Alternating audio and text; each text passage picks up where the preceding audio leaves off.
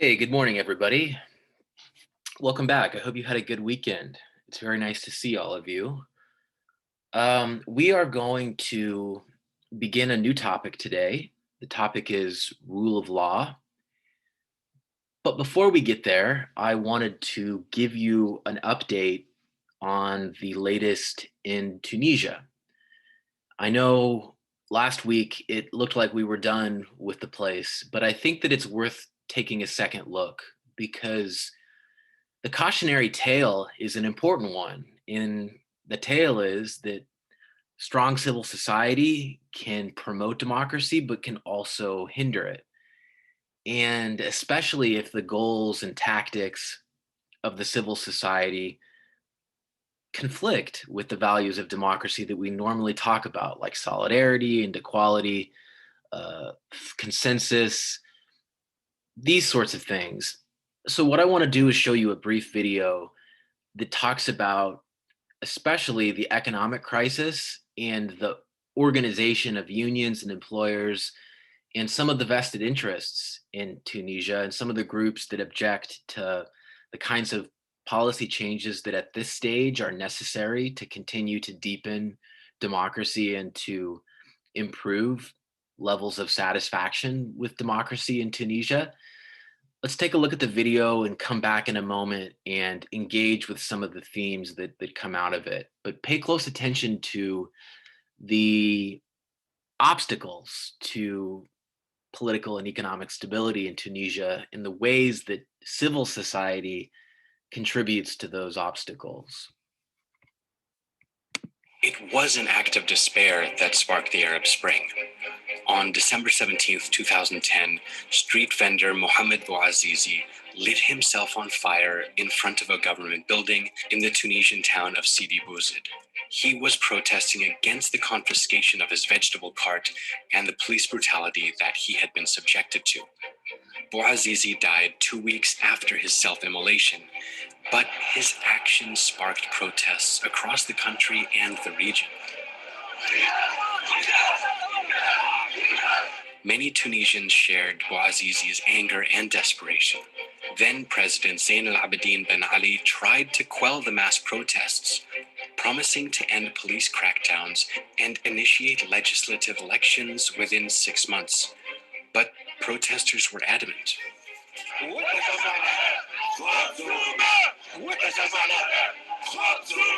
On January 4th, 2011, Ben Ali fled the country and took refuge in Saudi Arabia, putting an end to his 23 years of rule. 8 years later, Tunisia has been dubbed a success story of the region, but some Tunisians remain doubtful. The country is still facing waves of protests and strikes, demanding jobs and higher wages. And some of the protesters compared Tunisia's current ruling parties with the former regime's corrupt family.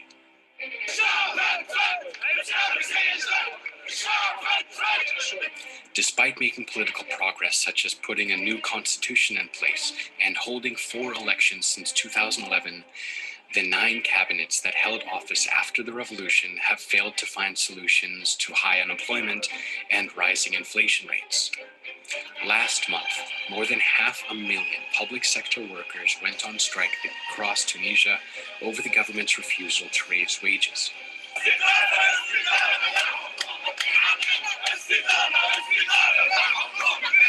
Tunisia's economy is struggling with a big budget deficit.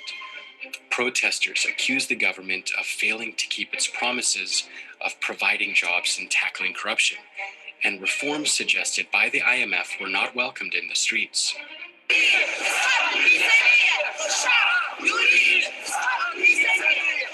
The economic crisis has translated into growing distrust of politicians. A 2018 poll suggested that 2/3 of Tunisian youth don't trust any political party. This became obvious in the 2018 local elections, which witnessed the lowest voter turnout since 2011. Despite the economic crisis, the country has managed to maintain one of the most important gains of its revolution, the freedom of press and assembly. But without economic recovery, the country still has a long way to go. And so Tunisia is a complicated case. because on the one hand, civil society, its strength and organization, helped to explain the resounding success of the revolution in the transition to democracy and the maintenance of democracy over the course of a decade, despite economic crisis. But at the same time, the civil society is also part of the reason that democracy hasn't been fully consolidated because most of the distrust in democracy comes from dissatisfaction with the handling of the economy. There's a deep economic crisis, but why haven't they been able to resolve the crisis? Well, because the unions and employers associations are so strong and so well organized that they resist any economic policy reforms that would be uncomfortable in the short term, but that would help to escape from the crisis.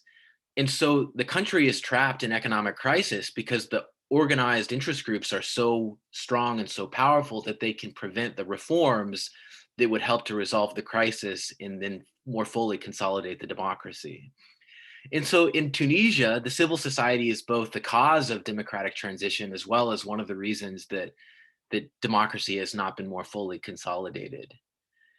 That's really interesting because it suggests that there's a complicated relationship between public politics and democratic politics.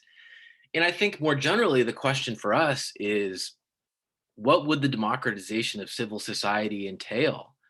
What would it mean for unions and employers associations who resist economic reforms to be democratized and to be more capable of accepting policy change that might be uncomfortable in the short term, but that would help the country over the long term? Well, it might mean that they use more democratic tactics, that they don't engage in large scale protests, that they don't provoke confrontations with the security forces. It's true that assembly and protest are valuable components of democracy, but it's also important to allow the government to govern and to make policy changes that are necessary to resolve economic crises. The case of Tunisia reminds me a lot of Argentina. I lived in Argentina and studied there, and Argentina in 1983 transitioned to democracy, but for about 6 or 7 years, the country struggled to consolidate democracy primarily because of huge protests and strikes and the resistance of unions to economic reforms that were necessary to resolve the economic crisis and that would have helped to deepen democracy. In Argentina, it wasn't until the late 1990s, almost 20 years later, than the transition to democracy that the country finally was able to stabilize the economy somewhat. In Tunisia, it's not clear what the future will hold, but one thing is evident, and that is that the civil society is so well organized that part of the slow progress has to do with that civil society. And at this stage, I'd like to ask anyone who has a comment or an insight or an opinion about this to speak up. What do you think about Tunisia? Does anyone want to share their viewpoint or their opinion? Jeffrey, what do you think? I remember studying in under Professor Monroe when we were talking about politics, and I remember one thing that he taught us that always catches my eye when we're talking about politics is that politicians always make trade-offs, and those trade-offs are not always going to be fair because policies always benefit one group over the other, no matter how. And sometimes when we try to make those policies, we try to make them for everybody, when you change the rules of the game, it only benefits one group, even though you're trying to apply it to excuse me, when you're trying to apply it to the other group as well, but it's going to benefit more towards the other group. And I think that with Tunisia, when they're trying to implement economic reforms and the government cannot fully, you know, execute that promise, is because I think because you said earlier, the unions don't want to make those economic reforms. So it's basically how do we make those trade-offs? Like who do we want to benefit? The rest of the workers who want the wages to be raised, or the or the unions, how is the union going to respond? Are they going to respond worse? Are they going to revolt? You know, like basically, it's like how it's really difficult to make that trade off to benefit only one group over the other, even though you're trying to benefit everybody else. That's exactly right, Jeffrey. And would you say then that one of the challenges in Tunisia is that democratic governments have been trying to satisfy everyone? Uh, I would say that. I would say that. Yeah. Yes. So Jeffrey's pointing out one of the most challenging things about politics of all, which is that there are winners and losers. It's impossible to satisfy everyone. When you make a new policy or a new rule or a reform, there will be some actors who benefit more from that, and then some actors who hurt more from that. And inevitably, we've got to strike a balance and make some choices about who will absorb the costs and who will absorb the benefits of the change. And in Tunisia, as Jeffrey suggests and points out, it seems like governments aren't able to make the trade-offs, and they're not willing to accept the trade-offs, and they're trying to satisfy everyone, and as a result they're satisfying no one and they're getting nothing done, and the crisis is building, and it's making it more difficult to deepen the democratic consolidation process. Jake, do you want to make a comment? Yeah, to kind of add on to that point, in another one of my classes, we're talking about state-led development and why it was successful in some countries as opposed to other countries. Um, and one thing we looked at was institutions first, to see like, oh, if it's the difference between like inclusive and extractive institutions, but then we found that it was actually it had to do with like a state's capacity to kind of like come through on the promises like you're talking about. So I think that might also play into what's happening in into what happened in Tunisia. Like maybe they might have had like the intentions, like good intentions, but maybe not the capacity to follow through on everything that they wanted.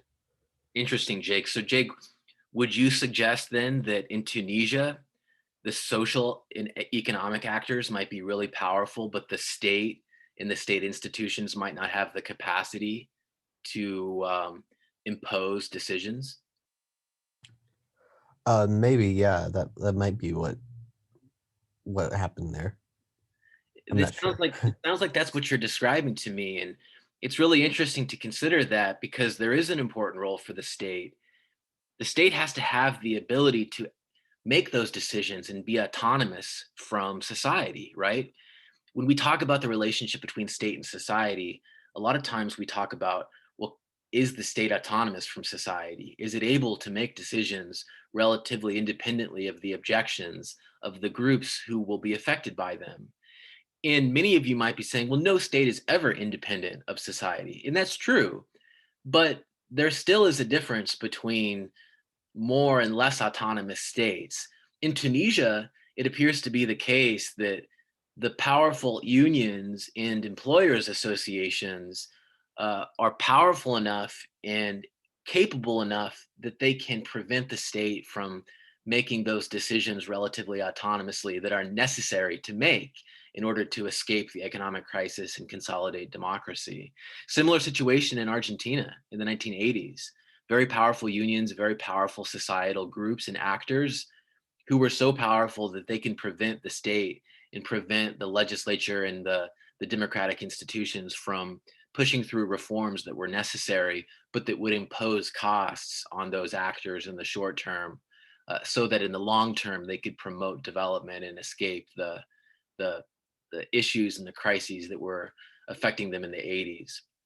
So as you all can see, civil society is a double-edged sword. It's a mixed bag.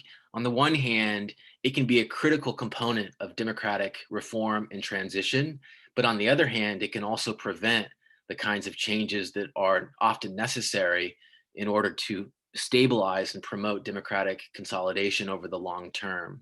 And that's really the really profoundly interesting, but yet stubborn and difficult aspect of this. And we'll return to this over and over as we discuss the rest of the topics in the class. But this has been useful because I think that Tunisia is a case that we can learn a great deal from. And it shows us perhaps better than other cases that the civil society variable is complex and not necessarily straightforward.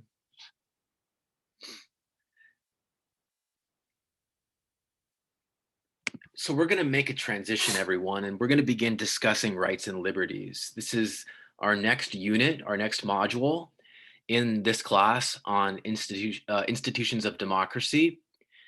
Rights and liberties are obviously important, right? Perhaps most important of all, because the vote, participation in the process, freedom from coercion or repression, these are some of the defining features of democratic government and society. And not only that, but they also affect you.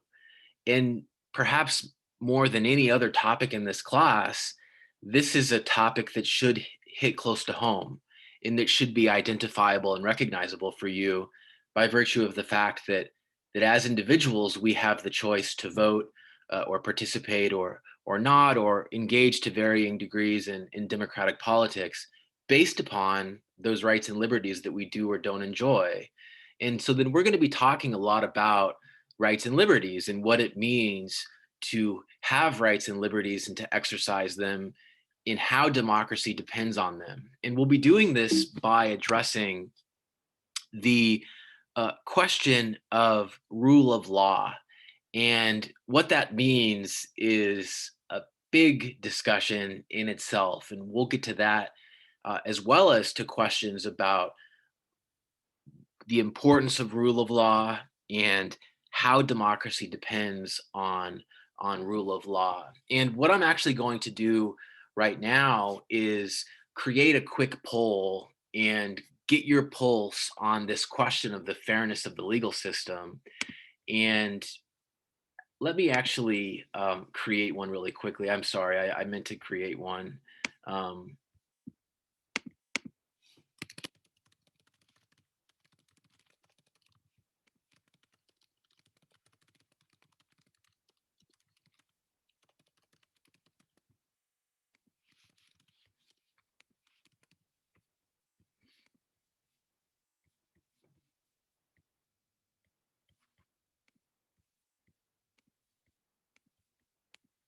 All right, everyone, I'm launching a poll and I'd like you to address this question. Is the US legal system fair?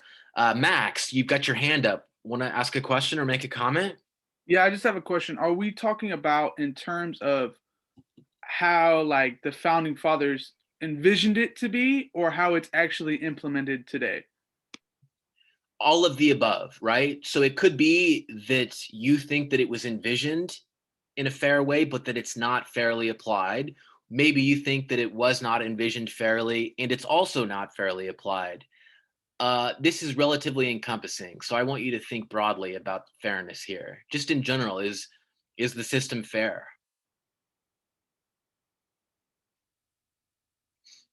This is an interesting question. And it's one that gets us thinking about what that would mean for it to be fair and why exactly we may view it as unfair. And this is a useful way for us to think individually about what rule of law and rights and liberties mean to us and what our understanding of their importance is. And I'm not at all surprised by the responses so far, uh, although I look forward to hearing from as many of you as possible a little bit about why you responded the way you did.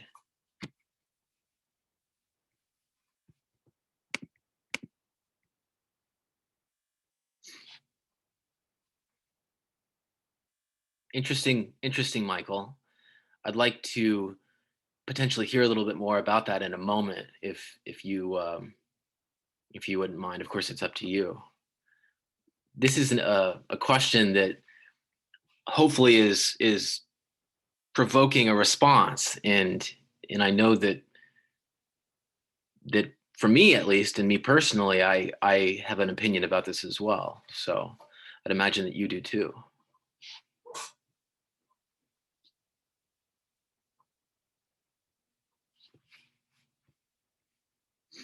So we'll take just another moment. If you have yet to vote, please do vote. There are 4 of you out there who've not yet voted.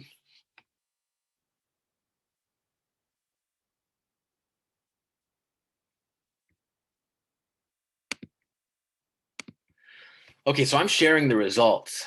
And as you can see, 29 of you of the 33 here responded. So 22 of you, or 76%, said no, the US legal system is not fair.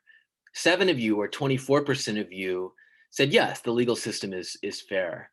And so there's clearly disagreement. And this is what I anticipated. I thought that for the most part, students would respond that the system is not fair. But I knew that some would say that it is. I'd like to just pause and step back for a moment and discuss this. You know, those of you who commented a certain way, do you mind sharing, what your response was and maybe why you responded that way? This is a useful way for us to get started on this topic. Any takers? Jeffrey. I'm in the minority, and I say yes. And I believe that the legal system. Whenever we're talking about fairness, usually people are either coming from a personal experience, or they're basically coming from experience where they see others being treated unfairly. But when we're talking about the legal system, I see it as not whether it's fair or not, because not everything's not always going to be fair, but whether it works and whether it's stable and whether it has been um and whether it has been basically, how has it been doing over time? And we have seen basically changes over the couple 200 years since the Constitution has been ratified. And what I commented was that the U.S. Constitution has had amendments applied to the states to protect the civil liberties of the people, and some amendments have been expanded. The meanings of those amendments have been expanded to protect the civil liberties of the people. So I believe that it is fair. Is it always going to be fair? No, but is it fair and does it work? That's where I say yes. Okay. Okay, so we're going to go Efren and then Max. Efren. So I would say that the U.S. legal system is like not fair due to the fact that our criminal justice system is very unbroken. So there may be biases in rulings, and even though people say that it's due to the fact that the Constitution has like certain factors that play into such rulings, but we still have a lot of stuff to do, and also there's a lot of unfairness and biases towards certain aspects of our legal system. Okay, so we're going to go Max and then Kyrie. Yeah, so can I have just a chance to respond to what Jeffrey had to say? Yes. I think in terms of when you talk about that it works, I think the question is, who does it work for? And just because something is still around doesn't mean it necessarily works. And I think that's the conversation we need to get into about what does it mean that it works and who does it work for? I think that fairness in the legal system doesn't exist because you've seen multiple times. And Jeffrey, you mentioned something about from personal experience. Well, if somebody in our country experiences unfairness in our legal system, well, then it isn't fair. Just because it's one person, never mind that it's millions of people that it's unfair for, then it can't be fair. And yeah, it's life isn't fair, but we're not talking about life. We're talking about a legal system. You see so many times that people, there's so many cases of people with they're being charged for the same thing, but receive different punishments. And that could be for a number of reasons. Now, is that fair? Shouldn't it be if we have a law and you break that law, that everybody receives the same punishment? And so that's why I can't agree to that, the fact that this legal system is fair. And the legal system that was established in 1776 is way different from the legal system we have now in 2021. And a lot of that comes from in the early 20th century, in the early 1900s, and the involvement of our legal system and the way that it was used to unfairly be used against, people of color, especially African Americans in the South. So I think that's just kind of when I talk about fairness of the legal system and I look at all these things, I just can't agree that it's fair. It's, for anybody. Thank you, Max. So I'm going to go Kyrie, then Jake, then Michael, and then we'll go back to Jeffrey, and Jeffrey can respond to Max. But I want to hear from as many folks as we can. So Jeffrey, hold on to that, okay? And let's hear from Kyrie, okay? Hi, yeah, I wanted to agree with what Max said, and I'm like wholeheartedly disagreeing with Jeffrey said, because I mean, I think there is truth to what he said with the personal experiences. That's everyone's opinion on the justice system. But I can just say with statistics and actual data in the last 40 years, like mass incarceration and the prison population has increased by 400%. 1 in 3 Black men go to jail, while 1 in 16 white men go to jail, while 1 in 6 Hispanic men go to jail. So that's a definitely skewed number towards specific communities and minorities. That's just off of recent data. I mean, if we're going to go back to what the framers thought, they didn't want women or minorities to have rights. They didn't think that they would actually be full citizens within this country. So if we go with that mind frame, yeah, the legal system is doing exactly what it was intended to do. It was designed to put minorities under the legal system and indentured servitude. You were literally considered a slave if you were in prison. Going off of that, the first police department in the South was derived from a literal slave patrol. And we all know what slave patrols are. So, I mean, I feel like the legal system was built to keep and put minorities under the prison system and keep them working in indentured servitude. So how can that be fair in any aspect? So that's just my opinion. Thank you, Kyrie. Let's hear from Jake. Yeah, I fully agree with Max and Kyrie. I think the system, even when people say that it's broken, like I'm like, no, it's working exactly how it intended, just like Kyrie's alluding to. And yeah, if you just look at different demographics, like you can see like the richer you are, the less likely it is that you'll face punishment for certain crimes, like as opposed to if you weren't as rich. And if you just look at how, like if you look at the mass incarceration rate, and you can see that people of color are massively, like disproportionately affected by the laws. And yeah, you guys said about everything I was gonna say, so yeah, I agree with you guys. Thank you, Jake. Let's hear from Michael Medina. Oh, well, hello, everyone. I was gonna say that for me, especially at least using the Constitution, it's like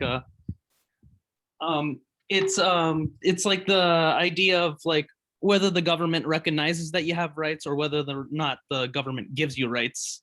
And at least from the standpoint of like, because most of the founders were very strong supporters of the Enlightenment thinkers, it's pretty safe to assume that they assume that the government can only recognize your rights because they have in the Constitution inalienable rights. So that means that the government it's not supposed to take away rights. It's only supposed to recognize it and not give you it. And then, of course, I wrote in the comment that I think it is just but not fair.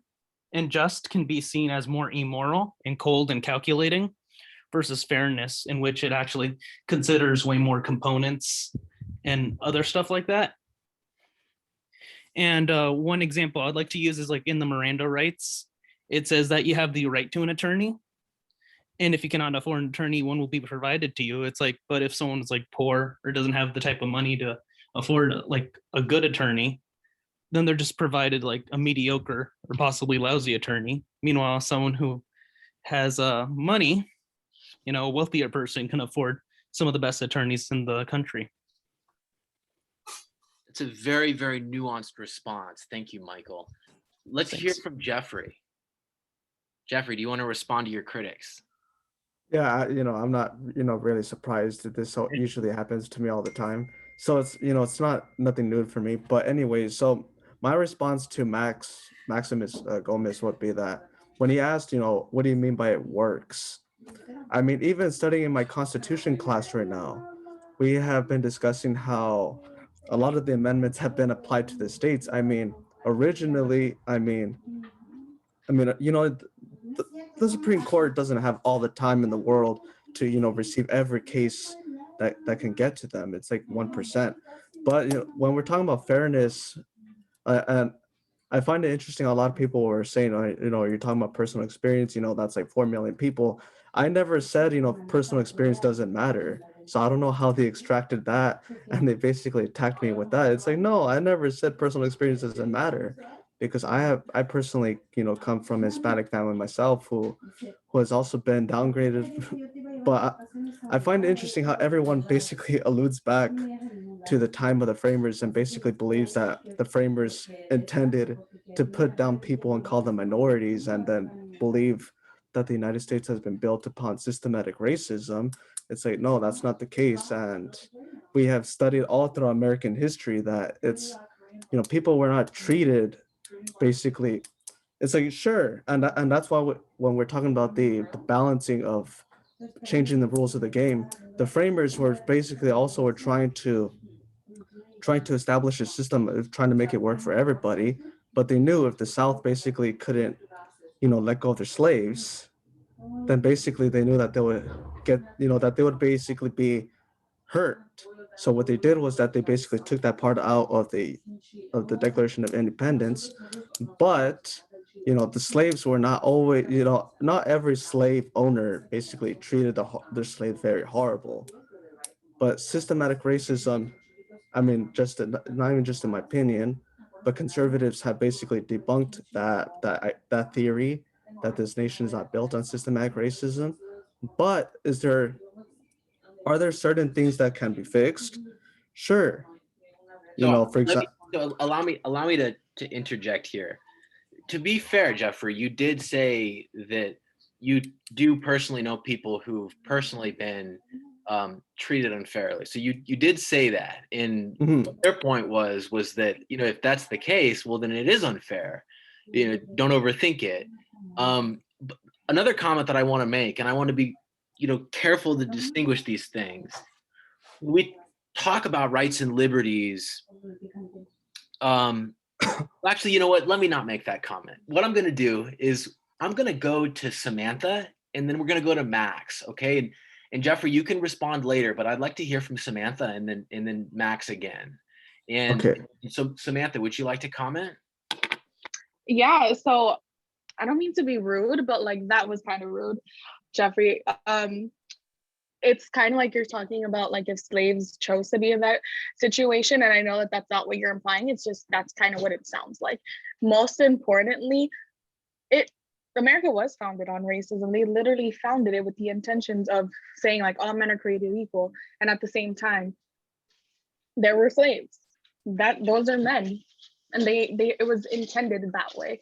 I think the history of America isn't necessarily, it's who was able to get rights, and that's where we've got it to. It's Black men were able to get rights, white women were able to get rights, women of color were able to get rights. Oh, immigrant women now can apply to get papers. It's not something that was all given all at once. It's through court decisions like Roe v. Wade that women can finally get the right to an abortion safely. It's not something that was given all at once. That like it's definitely it's something that progresses, but it's not progressing to the rate where there aren't any human rights violations. There aren't everything is perfect. Like we're not at that stage, and we're not going to be there with more people just assuming that we're all in the same playing field when it's clear we're not. And I don't understand how someone could just be so rude with saying that like, oh, it's a casual, not all slave owners were bad. Like, who cares if they weren't all bad? I am no longer an individual. I am your property. You are dehumanizing me to be less than you. And that's not something that should ever be justified. And that's kind of sounds like what you're doing. But, that's just my opinion. So these are obviously very important and delicate issues, and I think that one of the challenges is that when we interact virtually, it can be hard for us to fully um, convey the way that we might convey our points in person. And I think that we're all doing a very good job remaining even keeled. And I'd like to acknowledge and admire you all for remaining so even keeled. So thank you. I'd like to go to Max, and Max's comment will set the stage for the rest of what I'll discuss. But as you can see, a critical part of democracy and especially rights and liberties is using our right and liberty to discuss and to debate these issues in a very spirited and energetic way. So we're off to a great start. Let's hear from Max. Max, do you want to make a comment? Oh yeah. There's no doubt that I wasn't going to make a comment. In response to Jeffrey, I don't think that this is an attack on you or your character, or who you are. We're simply having a conversation, a debate.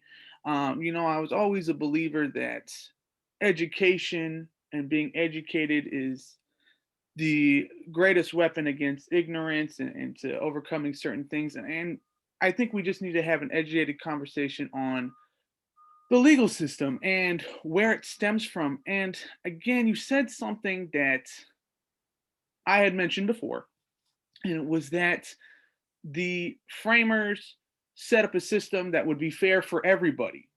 But somebody mentioned, and I may have forgotten who it might have been. Kyrie, might have been somebody else, but they mentioned that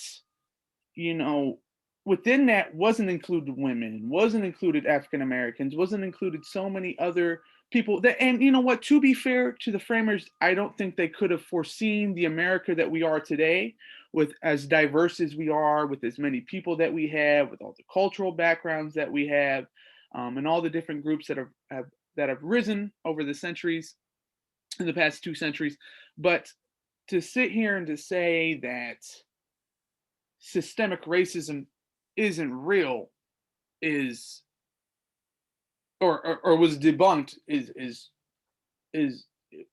to be honest, you got to raise that. I mean, you did good, Jeffrey. You got me there. Oh, you got me feeling the type of way about that. I'm not going to sit here and say that. And that was your whole point, is to get us to put a point past that. But I think something that you haven't met before, Jeffrey, is I'm able to quell my emotions, to sit there and think critically. Okay, and you might feel that systemic racism doesn't exist, but fact, it's facts, not opinions. And the fact is that the legal system was not set in a way to benefit everybody. And then you might sit here and say, oh, well, benefits not about being, benefiting others. It's about being fair and being just and all this other things. But there's a wonderful documentary, Jeffrey, that I would love for you to watch. It's called 13th, right? And it talks about the 13th Amendment. And it goes from when the 13th Amendment was passed all the way up. I think the documentary was made in 2014, 2015. It's a wonderful documentary. I would love for you to watch it, because I think what we could all use is a little bit of perspective. And Jeffrey, you're Hispanic. Jeffrey, I'm Hispanic. I'll even be more honest. Jeffrey, I'm half Hispanic. I'm half white. And to sit here and to think that any of that should matter when it comes to the legal system is quite bothering. And Jeffrey, the one thing we will never be able to experience in this country is what it's like to be an African American and the struggles that they go through, especially in the legal system. That's just something we'll never face, because that's not who we are, how we were born. And so this isn't an attack. I just want for us to all get a better perspective. And this is to everybody. If you guys get a chance to watch 13th, I think you can pull it up on YouTube. It was on Netflix for a little bit. I don't know if it's still on there. It's a wonderful documentary. It explores all, the intricacies of the U.S. legal system and how it affects certain members of our society. but I just want to end it. Jeffrey, we're not attacking you. We just want to have an educated conversation on what it means to be fair in the U.S. legal system. That's all. Thank you, Professor. Thank you, Max. So there's a lot of really good discussion here in the chat that I wasn't able to incorporate. Jeffrey did say that he's seen it. He's seen 13th or 13. And, I think that if we could be in person, this is the discussion that we could have and hold out and nourish for hours and hours and hours. And we could spend a whole semester discussing this stuff. And I wish that we could. I will incorporate some of the points that other students made. Uriel said in the chat that the Constitution was created to benefit certain elites and certain groups, mainly white landowners. It disadvantaged other groups. Other students made similar points. Sophia made a similar point. I'd like to acknowledge and say again that we're doing a good job of having discussions about important topics that are substantive and meaty, but that have too often gone undiscussed. And this is a class about institutions and about how we build them and maintain them and change them. But it's also about democracy. And democracy is about discourse and discussion. And it's about communicating your opinions in a civil way and in a way that promotes equality and consensus and toleration. And so you're putting on a show in that respect. And I'd just like to acknowledge that again and thank you for doing that. Even though we're doing this virtually, you've shown me yet again that we can really get to the bottom of some of this stuff in this class. And as you've discussed, and as our discussion has shown, the key question here in the United States is really whether the legal system is created and enforced and applied in a way that is just and that is fair and that is equal and that affects different groups evenly. And the majority of the opinion of those who discuss this seem to be that there is a great deal of injustice. And I will put down the curtain and acknowledge that I also believe that there is extraordinary injustice and racial and other forms of injustice. And so, oftentimes the professor or the instructor tries to remain completely neutral. But look, I think that this is one thing that I would be remiss not to acknowledge. And so it is true that most respondents in Pew Research polls agree that the system is unfair and that it's especially unfair to Blacks and minorities. And, this is not something that we whisper about anymore. And it should have never been something that we whisper about. The system is unfair. And the respondents in Pew Research polls say this over and over. And it's especially unfair to Blacks. And the question for us in a class about democracy is, how do rights and liberties and how do the rule of law relate to these issues and these questions about the fairness of the system? When we talk about rule of law, we talk about liberties and rights. Why is it that we're talking about the fairness of the system? How does this relate to rule of law? How does this relate to rights and liberties? Is it because Blacks and minorities have a right to the same things that whites have a right to? Is it because the rule of law suggests that we should be affected equally or evenly by the rules that we live under?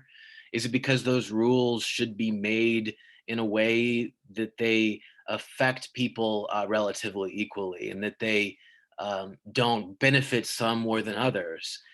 Can we begin to discuss this question? What is it about this that relates to rule of law? What can we say to that?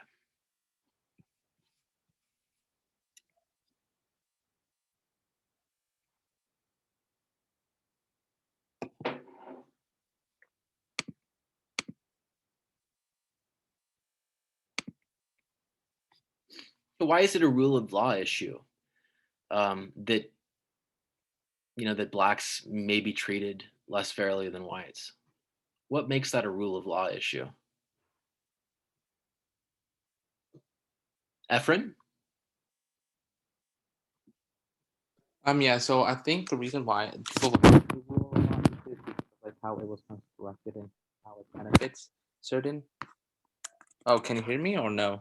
Can you start over, Efren? Sorry, we didn't catch all of it. Oh, I don't know if you can hear me. Yes or Yeah, we can hear you now.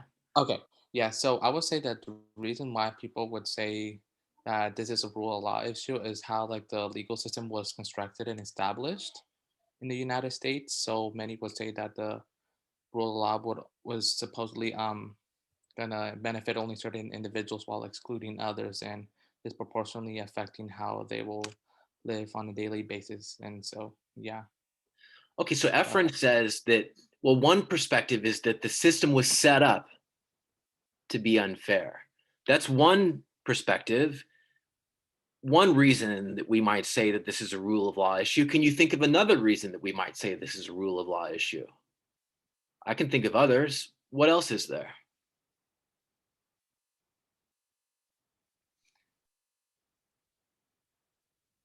So it may be that the design of the system is a certain way. There are also questions about the application of the system as well, right? I It think could be. that's what I was kind of thinking about too, because I think a lot of the laws can be interpreted like different ways. Like somebody could commit the same crime, but I think people would get punished differently, based on, I guess maybe their skin color, or just how like the whole thing is perceived. So it's not necessarily just a law, but I think laws can be interpreted and enforced differently based on certain people's. Absolutely. So Mason adds a point that complements Efren's point. Efren says, well, the laws themselves could be unfair. Mason says, well, the laws might actually be fair, but they actually might be applied unfairly or enforced unevenly. That would be another way in which the law or the system could be problematic or that it could become a rule of law issue. Jake, do you want to make a comment? Yeah, this was sort of to add on to Mason's point because it just popped in my head. I wish I had this study on me, but there was a study done that showed that uh, white and black people were equally as likely to uh, use just like various types of drugs. So equally likely to use it, but black people and other people of color were massively more likely to get arrested and incarcerated for a much longer time. So I think that that fits into Mason's point about how like even if you have the same laws, they're just not carried out in the same way. Mm-hmm. Yeah, absolutely. So questions about how it's enforced or applied in practice. Yeah. So as you can see, there are multiple layers of rule of law issues here. Questions about how evenly the laws are made, and then how evenly they are applied. There's so much more here. We're off to such a great start. This is one of the best classes that we've had this semester. We've had some really good ones too. Um, Many of you have commented, many of you have contributed. I wasn't even able to incorporate all the input, but we will return to this on Wednesday and we'll continue discussing this. Thank you so much for being so engaged. Really appreciate it. We'll continue this, and I hope that you have a good rest of your day, and I'll see you next time. Thanks, everybody.